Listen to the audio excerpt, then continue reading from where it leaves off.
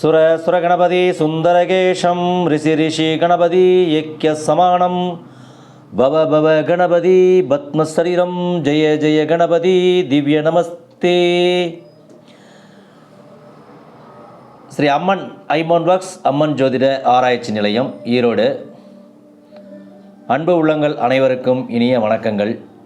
நண்பர்களே, இன்றைக்கி ஒரு சில சிலைகள் பார்த்திங்கன்னா இது வரைக்கும் நான் வீடியோவே போடலை. ஏன்னா இது சில சமயம் எடுக்கிறது இல்லை.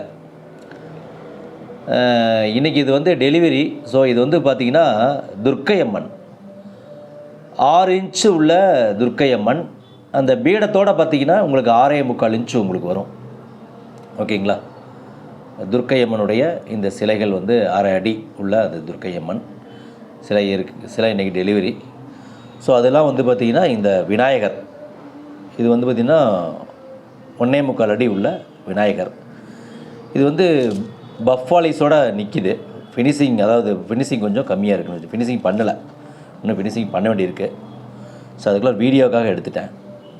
ஸோ அதெல்லாம் பார்த்திங்கன்னா மகாமேரு அப்படிங்கிறது இருக்குது.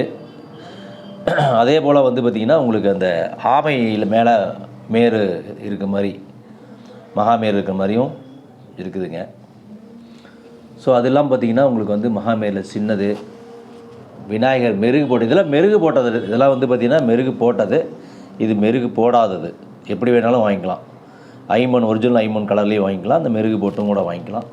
ஸோ இந்த மாதிரி சிலைகள் பார்த்திங்கன்னா உங்களுக்கு எல்லா சைஸ்லேயும் கிடைக்கும். 1/2 அடி, 1 அடி, 4-5 அடி, எவ்வளோ பெரிய சிலையாக இருந்தாலும் சுத்தமான ஐமூனில் செஞ்சு கொடுத்துட்ருக்குறோம். ஓகேங்களா? இது உங்களுக்கு பிடிச்சிருக்குன்னு நினைக்கிறேன். உங்களுக்கு இது சம்மந்தமாக ஏதாவது என்கொயரி இருந்தது அப்படின்னா எங்களை காண்டாக்ட் பண்ணுங்கள்.